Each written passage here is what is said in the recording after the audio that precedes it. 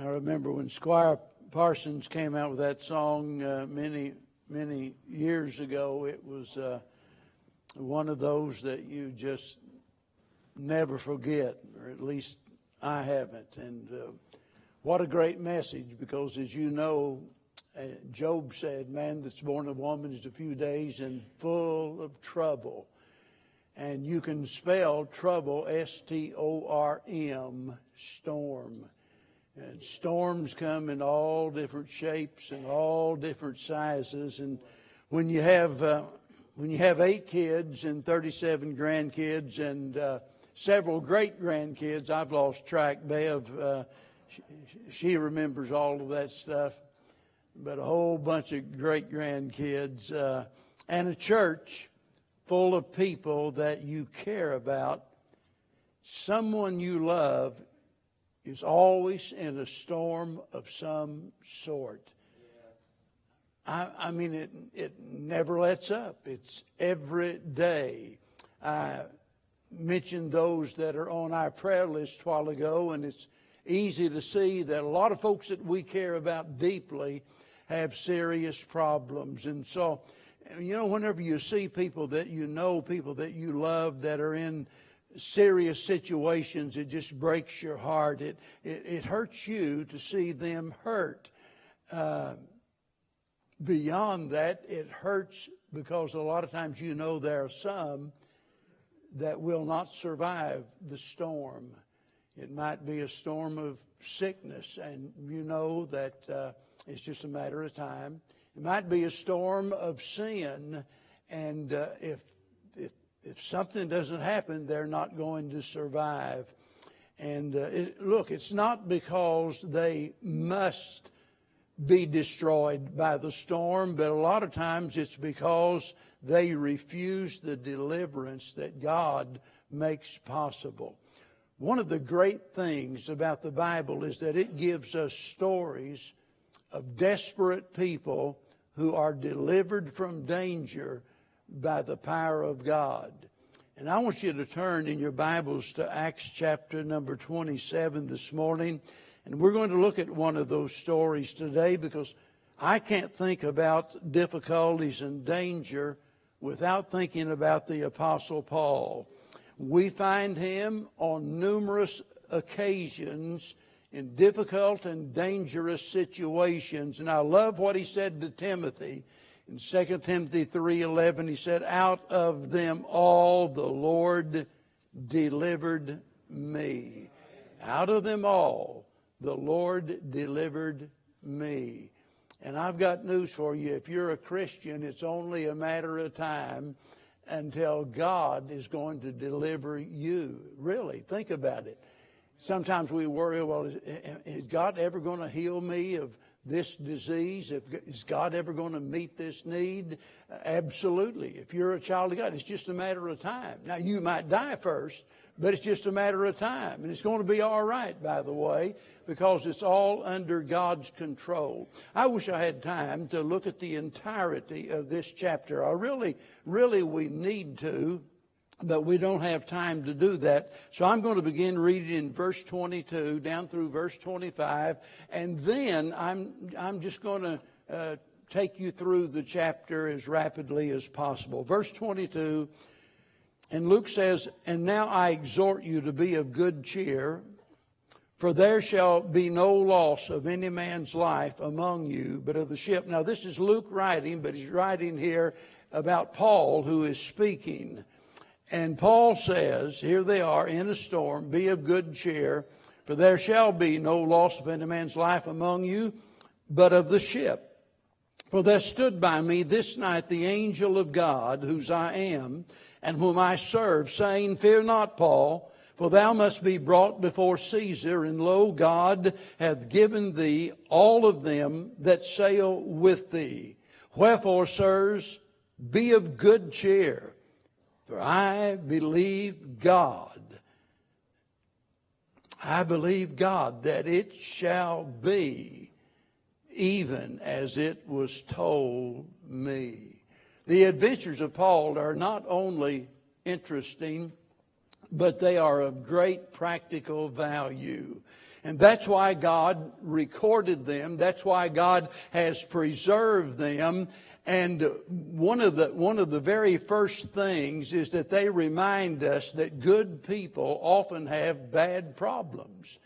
And that's certainly descriptive of the Apostle Paul. Here was a good man, a man that was totally dedicated to the Lord, a man that had made all kinds of sacrifices for the sake of the gospel. And now here he is en route to Rome, to where he's going to have to stand before Caesar because he's been falsely accused. And now, not only that, but he is in a storm and their lives are threatened. So here is a picture of a good man in a bad problem, with a bad problem out on the sea. And that seems appropriate because oftentimes we talk about the sea of life. There have been songs written about it. There's a lot of literature devoted to the thought about the sea, and for good reason, because the sea is something that is mysterious. It is something that is majestic. And it is as dangerous as it is beautiful and can change in a heartbeat. And that's what we see here. So let me set the stage for you. You just follow along. If we back up to verse 4, for example, Paul has been unfairly arrested. He's being taken to Rome. He's going to appeal the case before Caesar. And notice it says, verse 4, because the winds were contrary, well, they transferred him, verse 6 now, to a ship of Alexandria. And they then, verse 7, it says, they sailed slowly many days to a place called the Fair Havens, verse 8. Now, verse number 9, it says, where much time was spent. Verse 9, because sailing was now dangerous, Paul admonished them. So he warned them that it would result in the loss of the ship and their lives. Verse 10 and 11, they ignored him. Verse 13, and then he says, when the south wind blew softly, they sailed. I have, years ago, I preached an entire message on the south wind blew softly.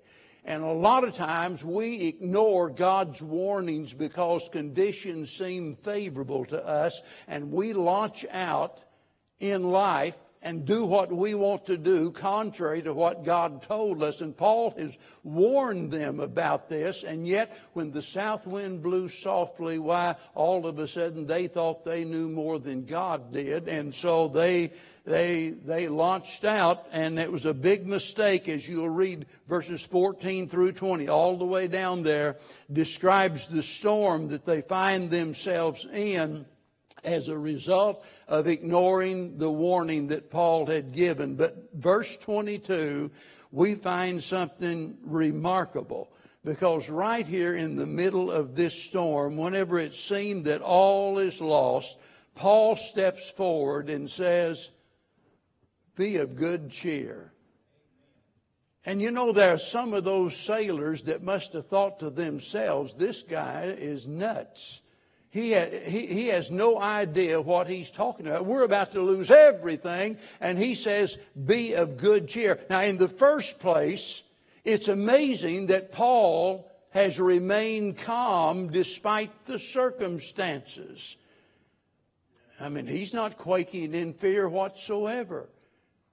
He's calm in spite of the bad circumstances. But to me, it's more amazing here that he told them to be of good cheer. Some preachers, and Paul did say, you should have listened to me, but some preachers would have never got beyond that. Some preachers would have said, well, you bunch of knuckleheads, I told you so, you wouldn't listen, you made your bed, now you sleep in it. And they would have just kept on ranting and raving against them. But Paul was concerned about their well-being. He was more concerned about their safety than he was about criticizing them. And consequently, Paul becomes a source of encouragement. Now, you know, it's great to be around people that have a positive attitude. You know, those that always try to cheer everyone else up. Isn't it good to be around people like that? But sometimes they don't have any basis whatsoever for their attitude. They can say, well, don't worry, cheer up, it's going to be all right, and it's nothing more than meaningless chatter. It's like a preacher telling people what they want to hear instead of what they need to hear, and it actually puts people in greater danger because it gives them a false sense of security. Cheer up, it's going to be all right, man, and you pat them on the back and send them down the way. Look, we don't want anyone thinking it's going to be all right if it's not going to be all right.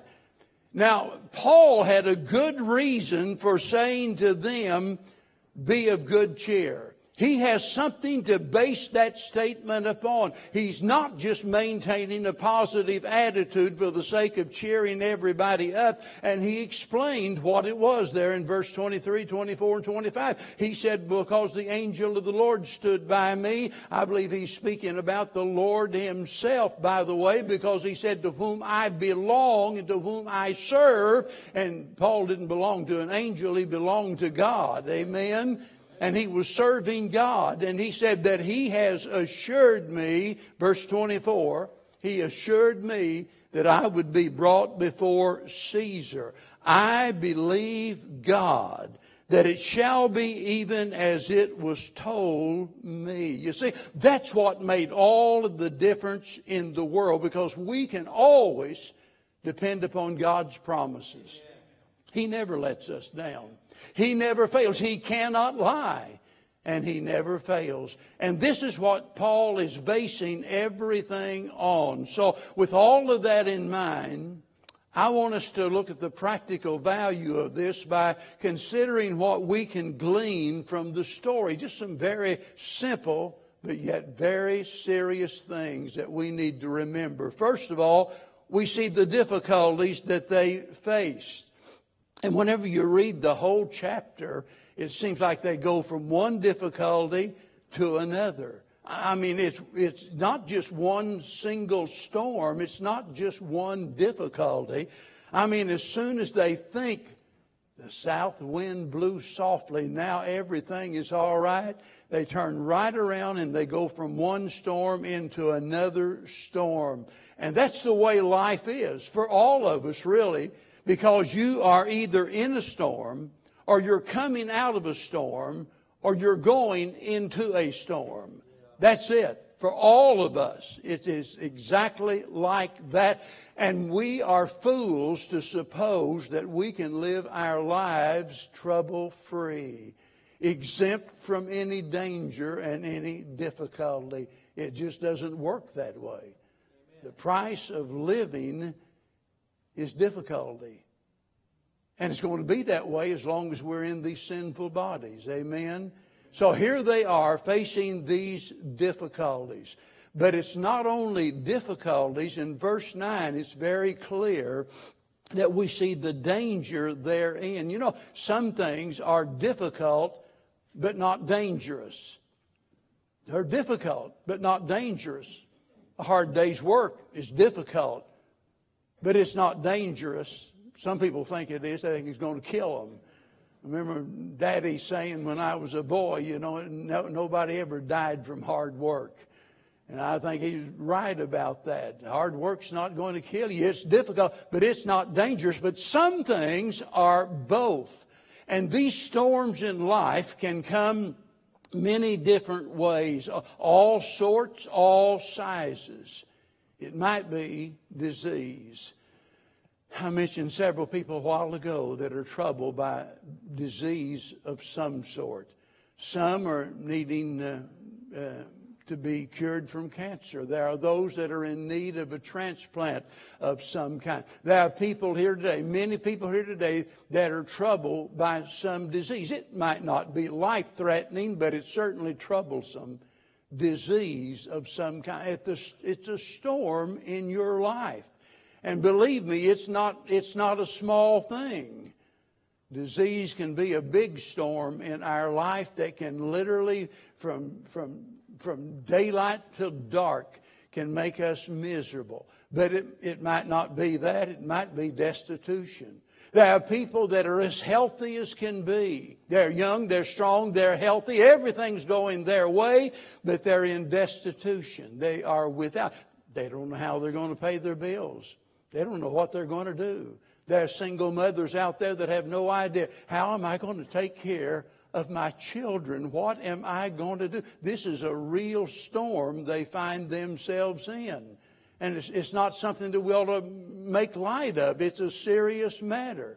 And then there's the matter of dissension. The storm might be that of dissension between you and someone else. It might be your spouse. It might be your parents. It might be your children. It might be a friend. But dissension can literally tear your heart out. I can think of certain diseases that I'd rather have than to have dissension. And the older I get, the more I dislike dissension. But, whenever you're young, you don't mind it. You're always cocked and primed and ready to fight. But, boy, the older you get, it's just not worth it. It's like the old saying, a bulldog can whip a skunk anytime, but the stink ain't worth the fight. And that's the way it is. It's just not worth it, folks. And dissension between you and someone, especially when it's between you and someone that you love dearly. And you love dearly. And it just tears your heart out. It might be that it's gone beyond dissension to the point of a divorce. Of all the bad things that could happen, I think probably the worst thing that I can imagine is for my wife to say, I've had enough of you. I'm out of here. Look, I couldn't stop her. She could file for divorce tomorrow if she wanted to. I couldn't do anything to stop her. And you talk about a storm, that would be a storm that I don't know how in the world I'd get through. It might be that the storm has to do with death. It might be that you're at the door of death, or it might be that some loved one has just recently died, and now you are forced to live without their company for the rest of your life here upon this earth. That's not easy. Nearly every week I'll see someone post something that relates back to the loss of a loved one. We here recently have been thinking about Brother Ron and his passing, and you never forget people like that. And it's a storm that you go through, and grieving is all a part of the process. And so right now, some of you know people that are in danger. Their happiness, their joy, their well-being is in danger. In fact, truth be known, some of you right now are in danger, and you're wondering to yourself, will I be able to weather this storm? How am I going to get through this? Will I make it? You just feel like curling up in a fetal position and sucking your thumb and crying yourself to sleep. You don't know what to do. You're in this storm. There seems to be no way out. And that's exactly where these folks are. They're in this difficult place and in danger. And we see the distress that they experience. It's obvious that they don't have the solution. They don't have a clue. They had no idea what to do. That's why they thought for certain that, the ship was going to sink and they were all going to die. And so they are perplexed by their problem. It's one thing to have a problem, and it's another thing to not know what to do when you're going through a problem. If you see a solution, if you understand the reason and you can see even the benefit from it, that's one thing. You can endure almost anything with that knowledge. But when you are perplexed and you're just at your wit's end. I wish I had time to read Psalms 107. It speaks about those that were at their wit's end, and they were out on the sea. They were at their wit's end. They didn't know what to do whatsoever. So this is where these folks are when they hear this declaration. Be of good cheer. Be of good cheer. There are three things about that we ought to notice. The first thing about it is Paul's empathy. Paul wasn't the only one with the problem, and neither are you. How many times when we're going through a difficulty, when we find ourselves in a storm, we start acting like we're the only one that's ever been in a storm like that. or we're the only one that is in a storm. But that wasn't the case. Paul had empathy for these other people. Life is difficult for all, and sometimes it's difficult all the time. And so here is Paul, thankfully, who wanted to encourage others. Let me tell you, we're not worth a plug nickel if we don't have any empathy for others. My wife is the most empathetic person that I've ever met in my life. And believe me, as I've often said, love hurts. Love hurts. It really does. You can't love someone without hurting in some way. And those that have much empathy, when they see others suffering and going through great difficulties, it tears their heart out. And I believe Paul was that kind of a person. And I can prove that by all of the many statements that he makes in his letters as he expresses his deep concern for other people. And so here he is, these people in danger, confused, have no idea what to do. And he says, be of good cheer. Wouldn't it have been horrible if Paul had... if he had got discouraged? He wouldn't have been of any use to anyone had he got discouraged and joined with the complainers. And he could have said, boy, we're in an awful fix, folks. I've never seen anything, the worst storm I've ever seen in my life. Have you ever been around people like that? Regardless of what's going on, I mean, they're going to magnify it, right? Well, my Aunt Lucy had that, and she died in 6 months. Oh, I know how you feel. You know, I've been through that. And there's so many times that we allow ourselves to get discouraged to the point that we're of no use to anyone else. Listen, somebody has to keep their head above water. And Paul stood tall that day. The little one, the little Paul, stood tall and kept his head above water and said, be of good cheer, because he cared about those people. Notice not only his empathy, but the exhortation itself. And that's what this is, be of good cheer. He exhorted them. We have to be careful what we say, because one reckless word can bring disaster. But with the right word at the right time, a little effort can produce big results. Don't ever underestimate the power of a word fitly spoken. And here we find Paul exhorting them. He could have said, well, God assured me I'm going to make it. I don't know about the rest of you all. I'm not really worried about you. But he didn't. He said, be of good cheer. And then he gave the explanation here in verse 23 down through 26 where I just read the explanation that God told me, the angel of the Lord stood by me this very night, and he told me, he assured me that I'm going to stand before Caesar. In other words, I'm going to get there. You see, these people needed to know the basis for his attitude and his advice. And he told them that. The basis for his attitude and his advice. As I said before, if there's no basis for it, it's just meaningless chatter. Be of good cheer. You don't have anything to worry about.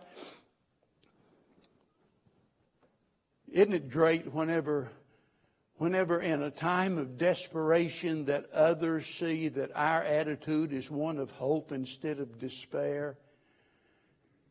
And Peter said, be ready always to give an answer to every man that asketh the reason of the hope that is within you.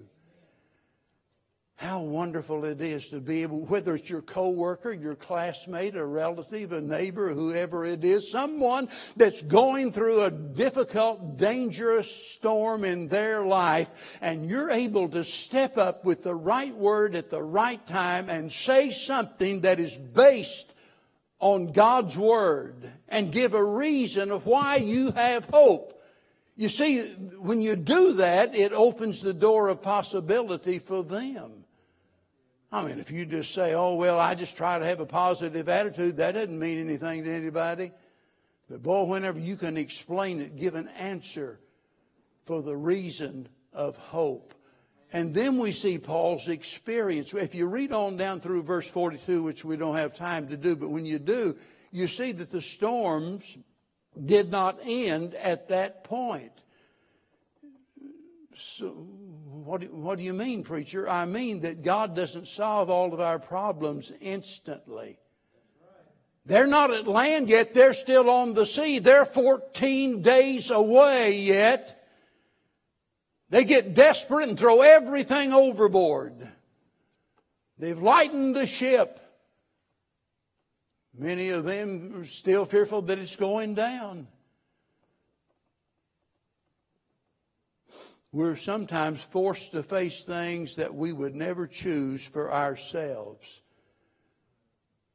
So this is the experience that Paul is going through. God said, you're going to get there,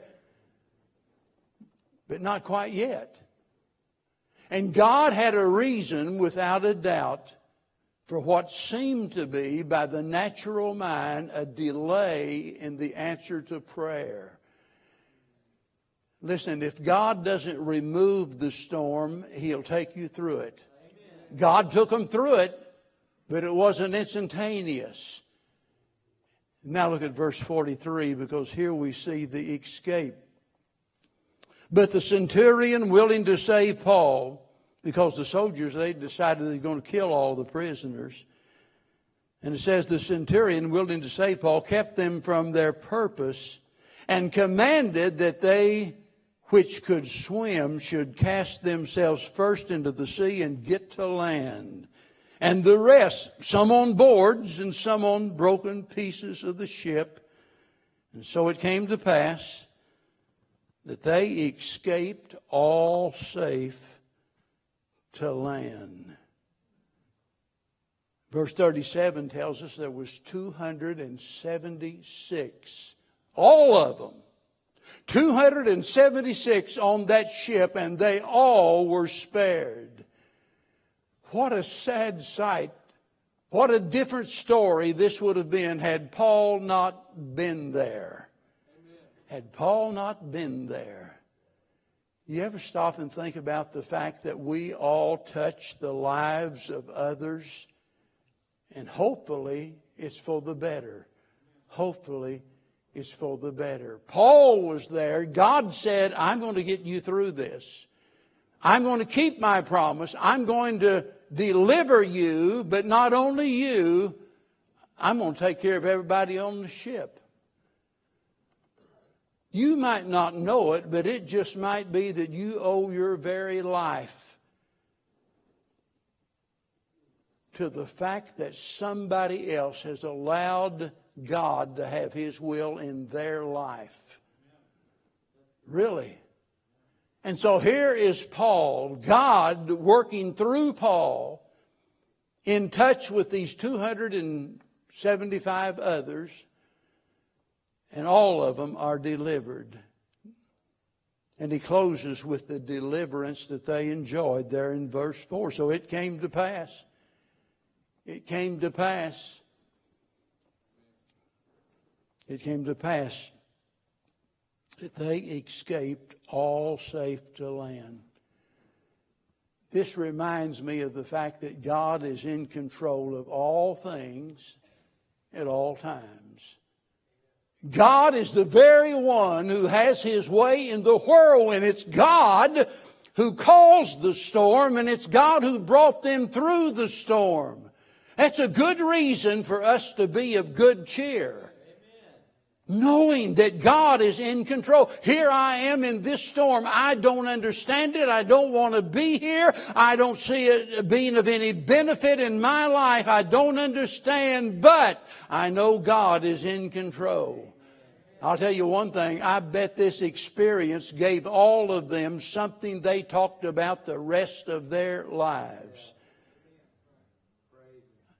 Years later, can you imagine them saying, sit down and listen, I want to tell you the time I was on this ship, and there's a fellow by the name of Paul on there. and for them to relay that story of how God brought them all out safe. He delivered Paul. 276. And I'm glad I can look back in my life, not just once, but over and over and over again, in the midst of a storm, and say of a truth, and God delivered me. Like the song says, He's the master of the sea. Wind and waves obey His will when He says to them, be still. Now, naturally, look, we'd all rather not be in a storm, right? And so many times we don't understand why it is that a loving God with all of this power, why would God allow His children to be subjected to something that is so fearful, so dangerous? Why would God do that? Well, it's because God's smarter than we are. And God knows that just as it takes the storm to make the mighty oak what it is, to have the strength that it does, He knows that it's by the storms of life that we eventually become the person God wants us to be. And the good news is that if He brings us to it, He'll take us through it. The better news is this. The better news is that someday we'll step on the shore of sweet deliverance in that fair land where the storms will come no more. We'll live in the light. We'll live in the light, the fulfillment of all of the promises.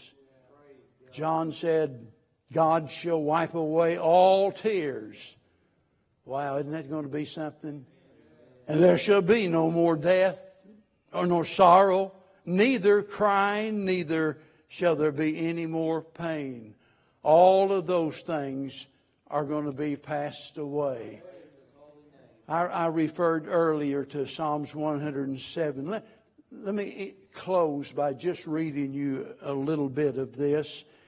It says, they that go down to the sea in ships that do business in great waters, there they see the works of the Lord and His wonders in the deep. For He commandeth and raiseth the stormy wind. Don't you ever forget that. God commands. He raises the wind. It couldn't happen without God allowing it.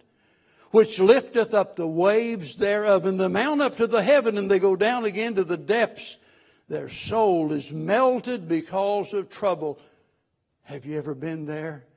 Your soul, your innermost being is literally melted because of the trouble that you're in. And that's what he's talking about. They reel to and fro and stagger like a drunken man and are at their wits' end. Now here's the good part. Listen, then they cry unto the Lord in their trouble. Don't you ever think that you're going to be strong enough to scotch your feet and set your jaw and square your shoulders, and with bulldog tenacity you're going to force yourself to get through this. That might just spell the end of you. You're not strong enough. Then, here they are in danger out on the sea. Then they cry unto the Lord in their trouble, and He bringeth them out of their distresses. He maketh the storm a calm, and that the waves thereof are still. And then are they glad, because they be quiet. And He bringeth them unto their desired haven. Oh, that men would praise the Lord for His goodness.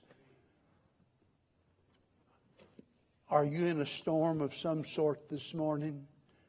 It might be a storm that I haven't thought of. It might be a storm that I haven't mentioned. It might be a problem that I haven't covered. Something that we haven't even hinted at. But in your life, there is a storm. There is something that is difficult for you, might be dangerous for you, and you're scratching your head wondering, how am I going to get through this? And here's God standing ready to help. Then they cried unto the Lord. If you in faith will come to Him, I promise you, He will not ignore you. He will not neglect you. He'll be a friend that sticks closer than a brother. And He'll meet your need this morning. Would you trust Him this morning? If you're a child of God in the will of God, there's absolutely nothing that God can't bring you through. Trust Him this morning. While we stand, Tim's going to come and we're going to sing a verse of invitation. If God's speaking to your heart this morning about anything whatsoever, might be that it has nothing to do with the message today, but God's speaking to you, and God, by His Spirit, has made known what His will is for your life. We encourage you to come just now while we lift our voice in song together and say, "Here am I, Lord, just have your will in my life. Whatever you want, I'm ready." Page 104. Amazing grace, how sweet the sound that saved a Amen.